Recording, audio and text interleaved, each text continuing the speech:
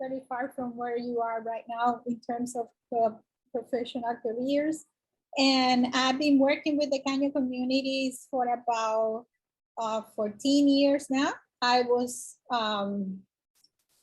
invited by Lucila to contribute to the Caño Martín Peña. Then after that, another professor of the University of Puerto Rico asked me for help the community leaders and the community corporation and ENLACE corporation to start with them, helping with organizing their board of directors. And since then, I've been there. So Toby, if you are in the Caño and you plan to choose the Caño as a other community, be prepared because you will never leave.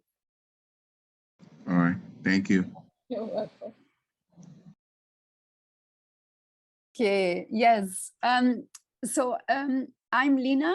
I'm doing my PhD at the University of Brussels.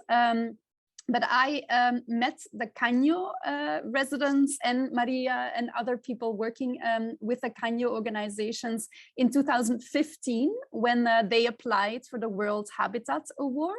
And I was on the evaluation committee at that moment. And I really, really liked their work so much that at that point I decided I wanted to, stay on and help as well, like for other communities around the world to get to know the work of the Caño. And so they indeed won the prize, the World Habitat Award in 2016. And since then, I've been involved with the Caño, like exchanging, helping setting up exchanges with communities in Brazil and actually around the world. We've organized several visits to the Caño as well, and it's been really exciting. And actually since 2017 I've started doing my PhD, which is also about the Caño and also about other forms of communal land ownership. So can you all see my my slides? Yes. Yeah, okay, great. So shall we get started with the presentation? Yes, we're ready. Great. Okay, so we have about 40 minutes of presentation, and then obviously really would like to hear from all of you about the work that you're doing and seeing what kind of questions you have and so on. So okay, so thank you so much again for inviting us. As I said, it's really nice to know that the article is being used and being read and so on. So we'll be presenting the work of the Caño Martín Peña communities today, and we'll be presenting some key arguments as well that we used in the article. And so, yeah, I think that the Caño is really an important case to study. Puerto Rico, that's what you're doing, is really an important place to study as well when it comes to disasters, to aftermaths, but also when it comes to like resistance against processes of vulnerabilization, as we've called it, a vulnerabilization of those communities that are made and kept vulnerable in times of climate change, right? And so we're really looking forward to the discussion that we're going to have with you, what we can learn from Puerto Rico, for example, when it comes to resilience. Maria and I will explain that that's actually a word that, we've been a bit critical about in the article as well. But also what we can learn from Puerto Rico when it comes to disaster studies, political ecology, urban political ecology specifically, disaster capitalism, disaster coloniality, etc. Because as we will say, of course, a storm never comes alone, right? A storm is often accompanied by political and economic storms, and the origins of those storms, the political and economic storms, can often be traced back to colonial pasts or colonial presents, right? And so we really argue that natural disasters, they're intrinsically linked with the disasters of colonialism, right? A natural disaster in Puerto Rico or anywhere else in the Caribbean, which is a region that is forever marked by colonialism, whatever the current status of the islands is, that in those places, those disasters, those natural disasters will have, other meanings, right, than in many other places. I also wanted to say that Maria is in Puerto Rico right now. I am not in Puerto Rico. I'm in St. Martin, another Caribbean island where my partner works at the University of St. Martin. So that's where I am right now. I don't know how much you know about St. Martin. Swaliga is its indigenous name. Saint-Martin, St. Martin is its current name. It's a small island that is still divided actually by two colonial powers, by France and the Netherlands. And so also here, Hurricane Irma, especially, you know, like really devastated the island and also revealed a lot about, you know, like what is post-colonial, right? Like in many ways, we could argue it's still like sort of neo-colonialism at the moment. But okay, so that was just in terms of a very short introduction. So I think, well, you've read the article. So, you know, Maria will be talking a bit about how the Caño works and so on. We'll present the CLT. I think many of you now understand as well what a CLT is. In a nutshell, right? So it's an instrument that separates home ownership from land ownership, right? So in the CLT, homes are owned individually, but the land is owned collectively by the community. And very importantly, the land can never be sold, right? So the CLT really allows the residents, has allowed the residents in the Caño Martín Peña to stop speculation, to stop gentrification, to stop the involuntary displacements that have been happening over decades. And it really ensures the right to remain in their neighborhood, but actually also the right to remain on their island, right? A permanecer, really, in their community, also after natural disasters struck, which are events that, you know, like have displaced people, that are displacing people very often. So I'll pass the word to Maria. Okay, thank you, Line. Well, the Fideicomiso de la Tierra del Caño Martín Peña is the official name of this Caño CLT that we will be mentioning all over the presentation. And it was created as a community land trust by a duly executed law in year 2004. And its creation marked a milestone for the future of 7 low-income communities that occupy precious land in the heart of San Juan, and very, very well located. In San Juan is the capital of Puerto Rico. This community land trust was the result of an extensive and comprehensive planning process, and it is intended to serve as a tool for regularizing an informal settlement. Don't be aware that not confuse informal settlement from an illegal settlement, because this is how they were called after Hurricane Maria. At the moment, everybody was illegal. So informal settlement doesn't convey the idea that they are illegal communities. So this planning process was intended, or the community land trust was intended to serve as a tool for regularizing this informal settlement and allowing them to bring environmental justice for these 7 communities and another community adjacent to them, which is the community of Cantera, but Cantera is not part of the community land trust. At the same time, this community land trust prevents the displacement of approximately 18,000 residents. And it's working to regularize the relationship with the land of approximately 1,500 families that lack a formal title to the land, where their houses have sat for a long time. In some of the communities for as long as 100 years. So bear in mind that when the CLT was created, the different to what has happened in the United States, generally the families were there, the houses were there, and the only thing is that they had no title to the land. And that the fact that this community land trust was created by an act of the Puerto Rico legislature allowed for the transfer to the CLT of the ownership of more than 200 acres of public land where the communities are located. But you should know that this law was drafted within the community, taking into serious consideration the thoughts and visions of the community leaders and residents, and it contains the foresight of the development of their community. So whatever they think about the development of their community is embedded in that law. In this sense, there's a relief on behalf of the residents that fear displacement as a result of those needed projects of infrastructure for the area. Also, as members of the CLT, they have a say on the governance through the board of directors, where they are the majority.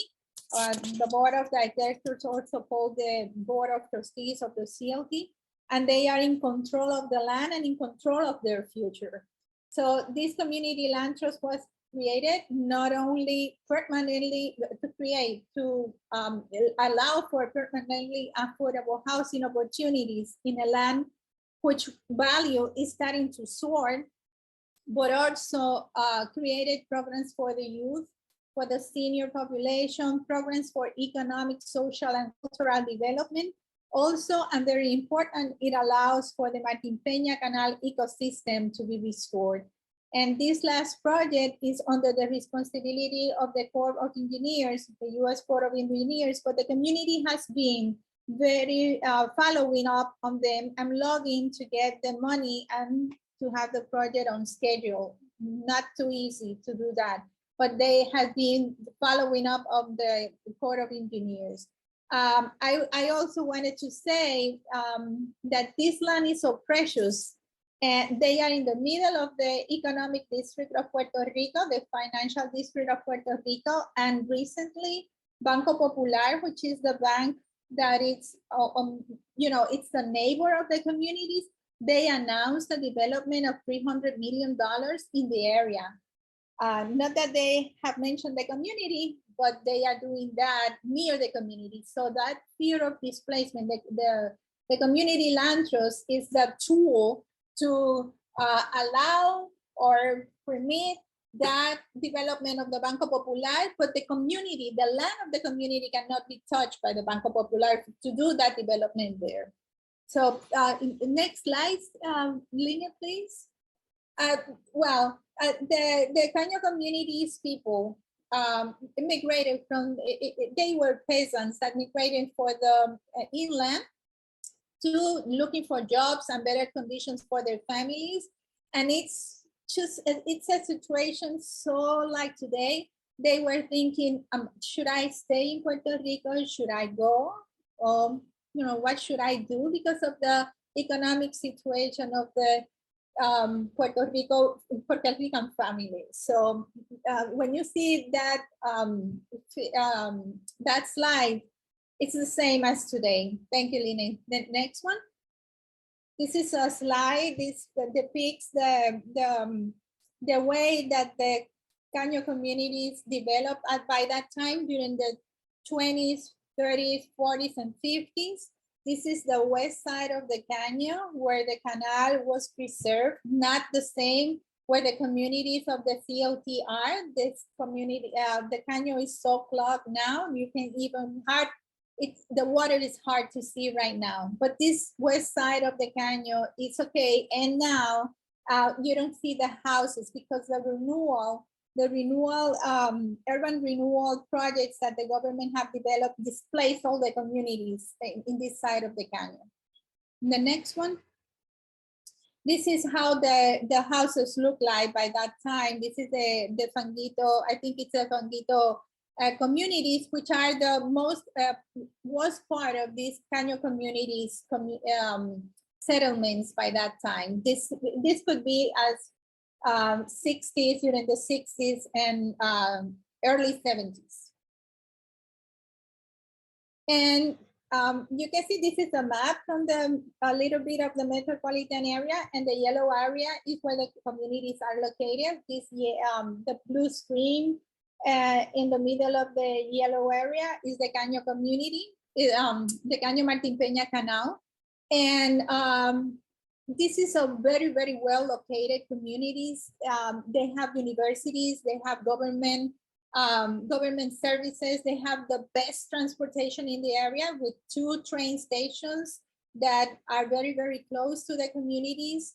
Also, the Puerto Rico Coliseum, which is where they have cultural and, you know, all the artistic events take place.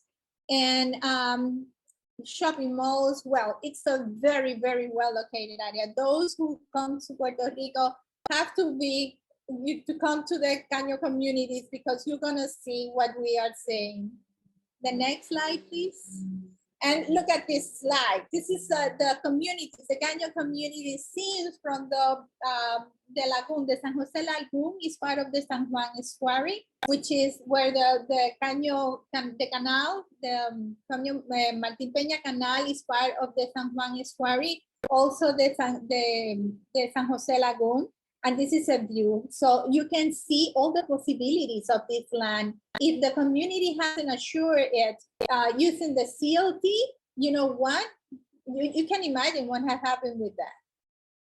The next one. So this is the state of the Caño today. You know, different from the west side. This is the east side of the Caño, and it's clogged, it's contaminated. And there are houses that were there, and still some of them are still there. And this is the water that flooded the communities every time it rains. And sometimes, on a sunny day, the communities get flooded because the Caño is so clogged that any event can, inundate all the communities. And the next one. So the Caño communities, they made this study, research, whatever you want to call it, to have this community land trust, because they have a memory of displacement. You remember that picture that I showed, a photo that I showed you previously, where the houses were in the water? Right now, we don't have any of those communities there. Instead of that, we have all these. This is the Coliseum, the one at your left hand. It's the Coliseum of Puerto Rico. This is a train, part of the train station, and the condos, high-end condos that are have been built there, where the people that live there, that were from the Fanguito communities, they cannot afford none of these apartments building right now. And they were displaced, and the Caño community saw that. That's why, yeah, next slide, please, Lina. That's why, since the beginning of the project, together with technical advisors, they started to meet, and there were a lot of community meetings. Like we always said, as much as 700 community meetings and all kind of activities. They have been educated, and Lucila participated from that. So Lucila can speak more about this process. So these are people who live in the communities, that they were, getting information, processing information, trying to understand, and in that way they can, participate. The to as we said, I don't know how to say that in English. So, with all the advisors were there, and they participated. They really participated because they demanded to be instructed, to be educated in order to participate intelligently of the process. And the next one. This is more of the communities. This is having information about what a community land trust was. They developed a comic with some information about what a community land trust was. And this was one of the tools that we used to have meetings around the communities, especially for those who didn't have title to the land. Next one, slides. And as part of these community meetings, it was developed a comprehensive development plan, and this slides depicts what the comprehensive development plan looks like.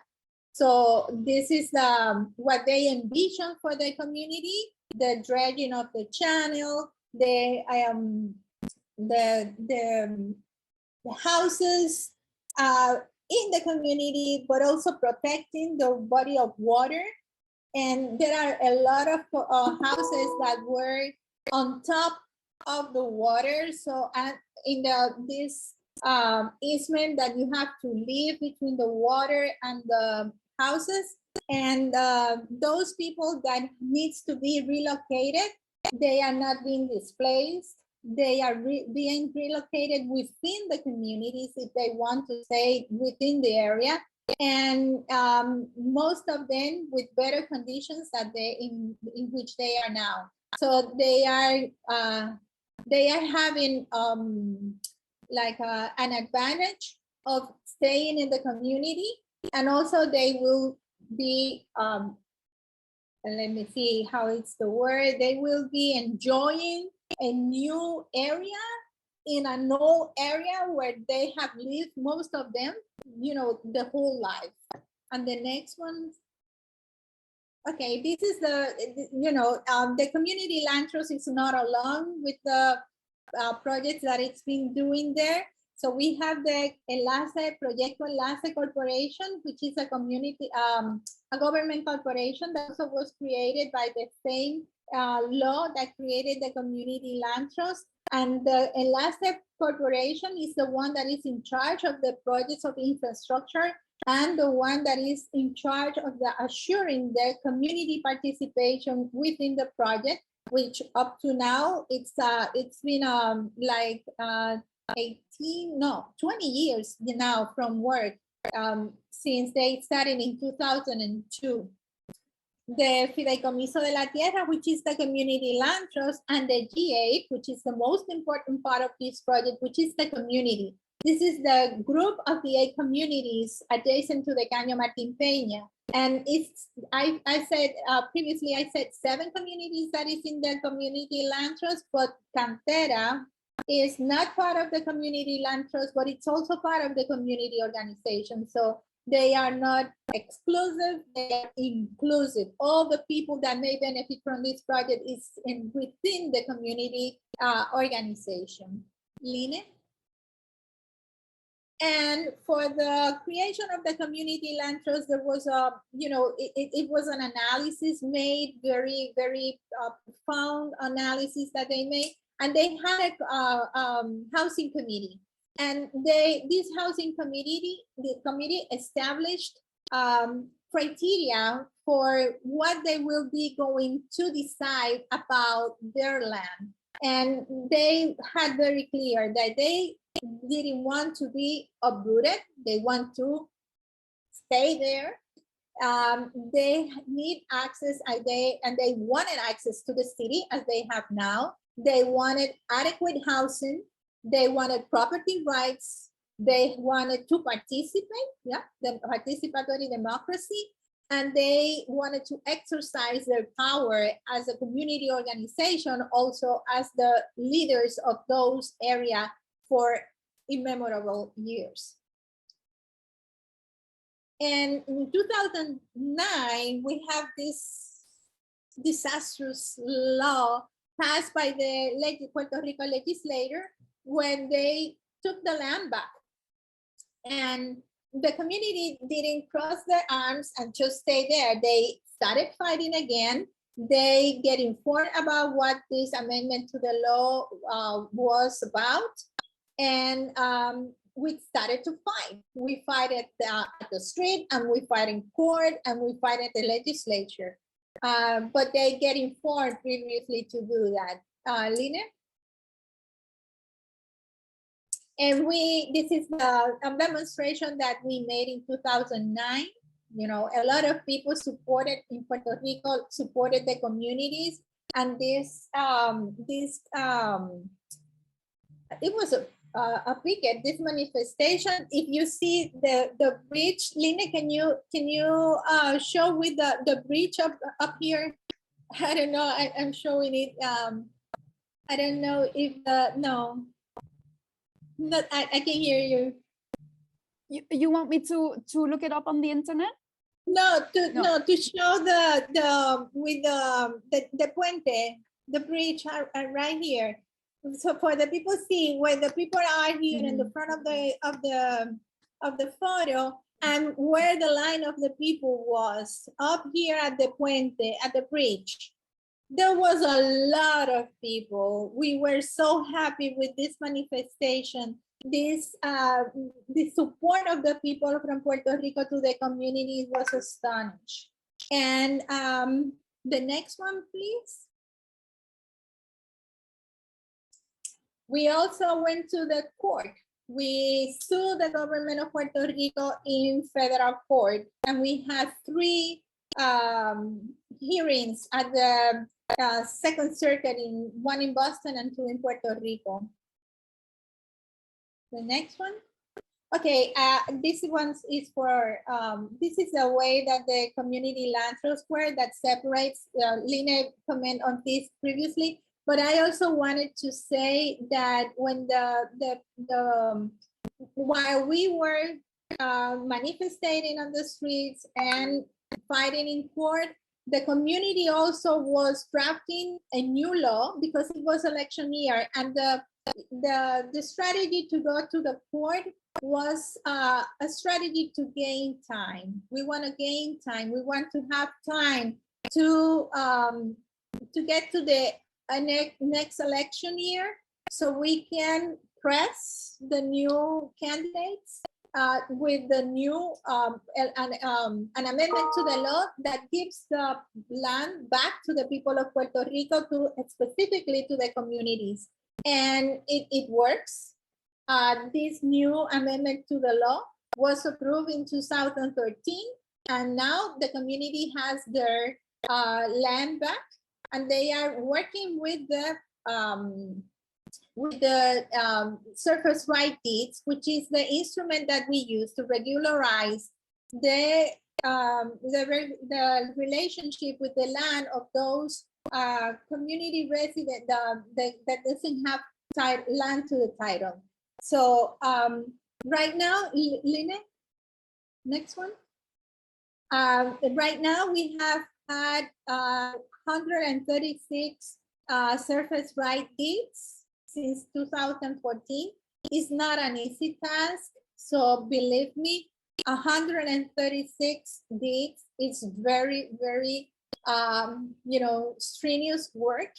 It's but it's rewarding that already 136 families have secure of tenure to the land where they live, and most of those households are women and people from 60 to 74 years of age.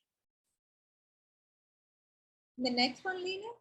And as Lina said, we won the Habitat Award in 2016. And one of the things that Leilani Farha, I think, I don't know if it is correct writing, but one of the things that she stressed about this, it was the community participation, and that the women are community leaders, important community leaders for this project. The next one, Lina. Okay, this is Lina now. Thank you, Maria. Yeah, so then, of course, I'm sure you've talked about it a lot already in your classes, but then, of course, on the 20th of September 2017, Hurricane Maria happened, which changed everything in Puerto Rico forever, probably. This is what the Caño communities looked like one of the days after Hurricane Maria. And this is what it looked like 2 years later. This is a picture I took when I arrived in 2019. So you will notice that in 2019, there was still lots of remaining blue tarps on the roofs. Unfortunately, you still see some of those today. So really, it has taken a long time for the community to fully recover. There was about 1,000 houses that lost part or entire roofs. So the damage was very, very, very big. And so Maria and I, we decided to really look at the Caño CLT and the mobilizations and everything around the Caño CLT, really from like the ecological situation of their polluted channel, from an urban political ecology framework. The Martin Pena waterway is a site around which the Caño residents have mobilized. not only because it has created very difficult living conditions, but also because they really care for the waterway itself. And this is a photo of a very important community activist in the Caño. And he says, waterways are living things. It doesn't talk, it doesn't walk, but it flows. It has a life, it grows. And when you've lived next to a thing that you saw as a young person with a life of its own, to see it just die out, it affects your mind, he has said. This is a picture that we put here of an exhibition in Belgium of Caribbean artists that interpreted in their own ways, you know, what the 2017 hurricane season did. And this is a quote that comes from the explanation of this exhibition: a storm never comes alone. They're accompanied by political and economic storms, the origins of which can be traced to the colonial past. And we think that's an important quote just because, you know, it's not just about the natural disaster, it's about much, much more. And so here's a few quotes of things that have been said after Hurricane Maria struck, making a crypto utopia in Puerto Rico. There is a lot to be said about that, but there's a lot of people arriving in Puerto Rico now. After the storm, the school system was privatized. Things were said like, the only thing we need now is a hurricane, or things are said like, what happened here was a perfect storm. The power system was privatized. So as you can see, the hurricane is a disaster for most people, but for some, it really was an opportunity. It was an opportunity to push through an agenda that they were already working on before, right? That the hurricane was a perfect time for some people to really speed this up. And so Puerto Rico has become the latest textbook example, we can say, of blatant capitalism, disaster capitalism, I'm sorry. So it's been described by members of the previous cabinet in Puerto Rico, of one of the previous cabinets in Puerto Rico, as the best thing that has happened to Puerto Rico, because it gave some politicians the opportunity to drastically transform, meaning privatize just about everything. And so there is, for example, the comprehensive zoning reform that has opened up. This is actually something that Maria also mentioned of what the Banco Popular is doing at the moment, right? But this comprehensive zoning reform opens up areas, lands for sale, districts of historical conservation, of natural and agricultural reserves. So this may, for example, happen in Loíza. I understand some of you are visiting Loíza, and so this is one of these projects that might be happening there. This is an image of the same area, just to give you an idea of like the importance, the massive environmental importance of this area. But so as you will have read in the article, so Maria and I use the urban political ecology as a theoretical framework to study these processes. And so as you may know, I think some of you study political ecology as well, but so urban political ecology recognizes that the material conditions that comprise urban environments are controlled, manipulated, and serve the interests of the elite at the expense of marginalized populations. This is from a text from Erik Swingedouw, who I'm sure many of you know. I think what he writes is extremely relevant. And so really what we try to do with the article is to identify as well how the interests, the policies, the discourse of political and economic elites, how those function to perpetuate the vulnerability of residents in environmentally delicate areas, like the Caño is. And so really we want to study the processes of urban socioeconomic restructuring, the changes in the ecological forms of urban areas within the context of economic, political, and social relations. And so one of the things that urban political ecology does is to study this interrelated web of socio-ecological relations that bring about highly uneven urban environments. And those environments have become pivotal terrains around which political action crystallizes and social mobilizations take place. And so Heynen, for example, has said that really the excavation of these processes requires urgent theoretical attention. And I think that's what Maria and I try to do with this article. So is the idea of this, to use the storms maybe a way to get as many Puerto Ricans off the island as possible? It may seem far-fetched, but then when we, consider some of these quotes, there might be something there that it really, that some people are really trying to get some Puerto Ricans off the island because they might have other, like plans with the island. So for example, I don't know how much you know about the thread of chats that was revealed in 2019, wasn't it? Right? Yeah, so 2019, one of them said in the chat, like, I saw the future, it's wonderful, there are no Puerto Ricans. This chat has led to massive mobilizations in Puerto Rico.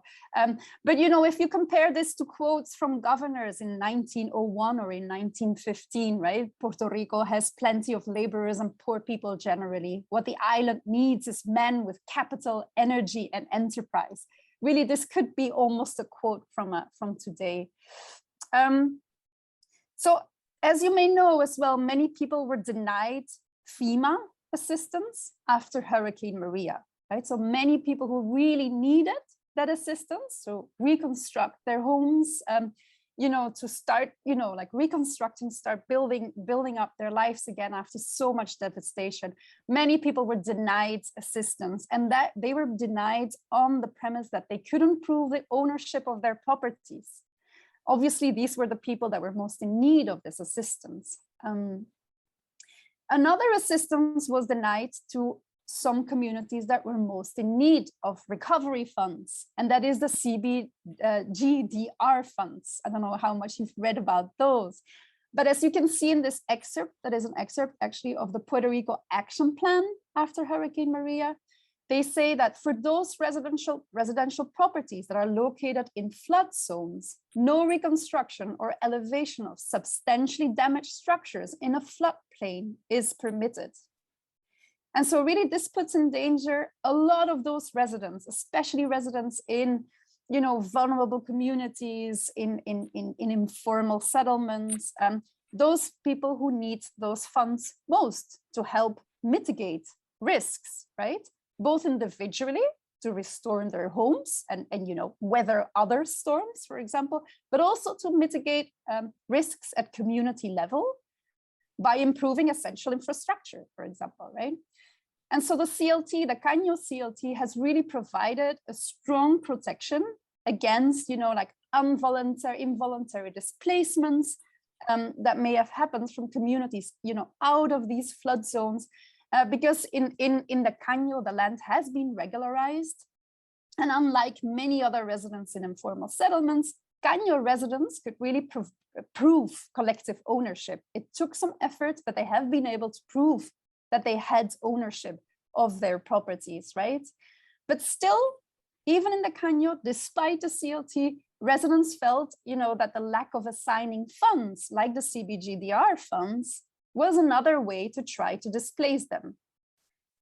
This is actually a map that I think Lucila once showed me. So it's a very useful map that actually sort of like maps risk areas. But this is, for example, the flooding map. And as you will see, the whole area of the Caño, there is a red sign around it, is supposedly in this flood zone, even though not the whole district floods. Right? There are streets or there's several areas that do not flood regularly. Areas that do regularly flood or are now threatened, for example, by coastal erosion, like Ocean Park. I put another red sign around that. They are not supposedly in this flood zone. No? So consider this quote from a long-term community leader, Evelyn Quiñones, who says that the Department of Housing does not want to give us these funds, the CBGDR funds. I think that's a displacement, she says. They say, I can't move you because of the CLT, but I'll find another way to move you. People are tired of so many floods, right? It is terrible to lose your things, the stove, the bed, you lose everything. And then they come and tell us, I'll help you, but you must leave immediately. I'll buy you another house in another area. They are displacing us. So that's what she thought, you know, was the meaning of not wanting to give these funds. And actually, after a lot of lobbying, the G8, the G8, that, you know, group of community organizations that Maria also mentioned, they've been able to get at least part of the funds. So there's really like this important political voice that by coming together, by being organized, they've really achieved. Yeah, I wanted to mention that indeed we speak of vulnerabilization in our article. We rather not speak about vulnerability, right? We try not to speak of vulnerable communities because vulnerability is not an inherent quality of these communities, right? It's often a political choice, right? Communities may be kept, you know, made and kept vulnerable rather than that being an inherent quality. So we also prefer to speak of resistance against these vulnerabilization processes rather than about resilience. I think this quote by Dr. Muna Abdi actually makes a good point. Instead of praising people for being resilient, change the systems that are making them vulnerable. Or I also really like this quote by Tommy Orange in a novel, actually, about Native Americans. He says, don't make the mistake of calling us resilient. To not have been destroyed, to not have given up, to have survived, it is no badge of honor. Here are a few quotes of some community leaders as well about what the CLT has done to, you know, make sure that they were not displaced after Hurricane Maria. The CLT gives us security. Evelyn Quiñones says, it's a giant who watches over us. It's a, you know, he cares for us and protects us. And it gives me such great security that I feel that I can even face the government. Or Carmen Febres, who is actually on this picture, she says, it's thanks to the CLT that we're still here after the hurricane. We will stay whatever happens. I also want to draw your attention to this sign that children had put outside of their school when their school in the Caño was, you know, threatened to be closed. And they say, ni Irma, ni María, ni nadie nos quitará lo nuestro, el Fideicomiso de la Tierra. Not Irma, nor Maria, nor anyone will take away what's ours. And that's our Fideicomiso, that's our CLT. We're wrapping up. I know we're probably running out of time, even though I haven't really kept track of time, but I'm sure we are. So, but I just wanted to mention very quickly as well how, you know, in other Caribbean islands, collective land is actually under threat after the 2017 hurricane season. There is, for example, the very important example of Barbuda, the twin island state of Antigua and Barbuda. And this is another community that I study in my PhD, and they're fighting against the privatization of their centuries-old communal land system, which is a system that, as they say, has been their survival and has really been their protection against worse outcomes after the hurricanes. If you can, please follow them on social media, Barbuda Silent No More, for example, or hashtag Save Barbuda, because they really need international support, you know, to protect their communal land system. This is, you know, what some investors, like, for example, the American actor Robert De Niro is trying to do with the island. This is not his project, but he has a similar project, you know, like really sort of turning Barbuda into a sort of like private paradise for those who can pay a lot of money to fly into the islands for the weekends, for example. This is what Barbuda looks like. It's not like many other Caribbean islands because of their land system, because of their communal land system. They've been able to protect their coasts. Here is an article of 2018. It is like where, you know, like all around, I'm trying to make the point that all around the world, there's a lot of communal land tenure that is being threatened by climate change induced extreme weather events and the disaster capitalism that follows. For example, the Hare's property, which is a type of family land, is also being threatened in the Carolinas, in in the United States. But so this is where we're going to finish. Just to say, indeed, La Tierra es nuestra. This is one of the signs that they held up when they were protesting, I guess, Maria, right? Like for the change of the law. Through the CLT, really the Caño residents, you know, people who had been ignored for decades really have been able to take power in their collective hands, right? Just one final slide to mention a little bit more about like this, you know, sort of transfer of knowledge that the Caño communities really are very much engaged in. This is them on this visit to Brazil, as I mentioned earlier, where favelas in Brazil are actually looking at, you know, the instruments that the Caño has developed, CLT in favelas. Is it possible? That's really something that, you know, they're studying now. Maria and I were both involved in a study there as well, in which we sort of, together with organizations in Brazil, established several criteria that make it possible for CLTs, you know, to grow in informal settlements, which is mostly about like, is the community organized? Are the communities located on strategic land? Are the communities consolidated, right, with a very strong sense of belonging, a strong sense of like the, you know, their rights to permanecer, to remain in the communities. There should be like a large percentage of households without legal titles, and residents may perceive an experience or a threat of gentrification. So this is something that, you know, we've been working on, and that's actually ongoing at the moment. So this is our last slide, just to mention again that, you know, this presentation really is based on the tireless struggles of thousands of residents in the Caño Martín Peña and their allies. So the ideas that have been presented here, you know, are generated by them. They should be here, you know, Maria, of course, is here as well to, you know, represent some of the residents, but really the ideas, you know, the credit should be going to them.